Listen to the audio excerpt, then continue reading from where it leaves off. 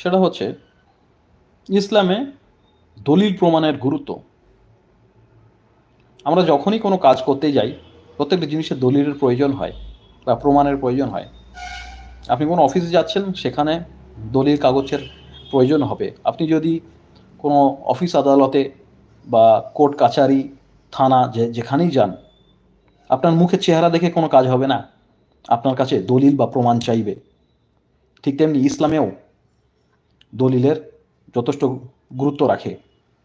আমি আরেকটু ক্লিয়ার করে একটু বুঝিয়ে দিই।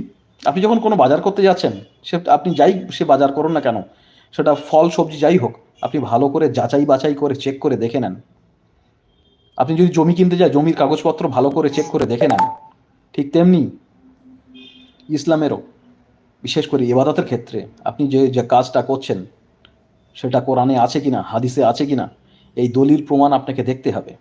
দেখছে বেশিরভাগ সময় দেখা যায় উপমহাদেশের অধিকাংশ মানুষ যে ইবাদতগুলো করছে অধিকাংশ সময় কোরআন হাদিসের দলিলের বিপরীত।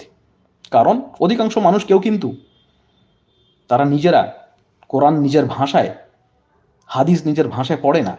ওয়াজ মাহফিল থেকে শোনা, বাপদাদার পূর্বপুরুষ থেকে শোনা, সেইভাবেই চালিয়ে যাচ্ছে। আর সালাদ থেকে আরম্ভ করে মানে নামাজ তামাজ যা কিছু যারা শিখছে বা করছে, সেগুলো পূর্বপুরুষ থেকে শেখা মাত্র। নিজে ব্যক্তিগতভাবে কোনোদিন কোরআন হাদিস নিজে যাচাই বাছাই করে পড়ে দেখিনি। যে কাজটা, যে ইবাদতটা সে করছে, সেই কাজটা রাসূল সাল্লাল্লাহু আলাইহি ওয়াসাল্লাম আদৌ করেছে কিনা ইবাদত হিসেবে, সেটা কোরআনে আছে কিনা, হাদিসে আছে কিনা, অধিকাংশ মানুষ দেখে না। মনে করে পূর্বপুরুষ যেভাবে করে গেছে ওইভাবে করলেই হবে। এটা হচ্ছে মক্কার মুশরিকদের নীতি ছিল। মক্কার মুশরিকটা বলতো যে আমাদের পূর্বপুরুষ মূর্তি পুজো করে মারা গেছে, আমরা মূর্তি পুজো করেই যাব। শেষ পর্যন্ত পরিণতি কী হয়েছে? জাহান্নামী হয়েছে। আপনি যদি জাহান্নামী হতে চান তাহলে আপনার ব্যক্তিগত ব্যাপার, কিন্তু আপনি যদি জান্নাত লাভ করতে চান তাহলে আপনাকে কোরআন হাদিসের দলিল প্রমাণ দেখে ইবাদত করতে হবে। আল্লাহ কোরআনেই বলেছেন সূরা বাকারার 111 নম্বর আয়াতে যে তুমি যদি সত্যবাদী হও প্রমাণ দেখাও। একটা গুরুত্বপূর্ণ বিষয় হচ্ছে যার হিসেব তাকেই দিতে হবে, সে কবরে হোক এবং আখেরাতে হোক। কোনো মানে আমার হিসাব আমাকেই দিতে হবে। আমার মা, আমার বাবা, আমার পূর্বপুরুষ, অন্য কেউ আসবে না, এমনকি কোনো হুজুরও আসবে না আমার হিসাব দিতে।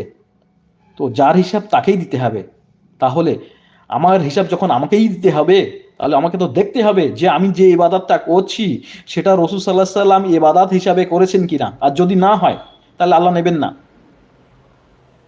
আল্লাহ স্পষ্ট ক্লিয়ার করে বুঝিয়ে দিয়েছেন কোরআনে, আল্লাহর আনুগত্য করো, রাসূলের আনুগত্য করো এবং তোমাদের আমল বরবাদ করো না।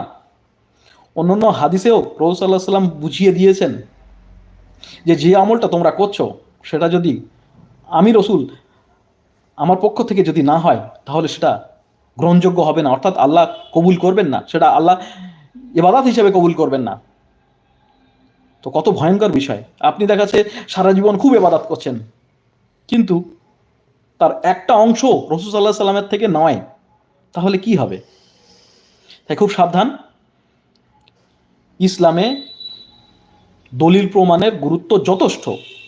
সংসার জীবনে যেমন গুরুত্ব আপনার কাগজপত্রের দলিল প্রমাণের, ঠিক তেমনি ইসলামেও দলিল প্রমাণের গুরুত্ব খুবই অসীম।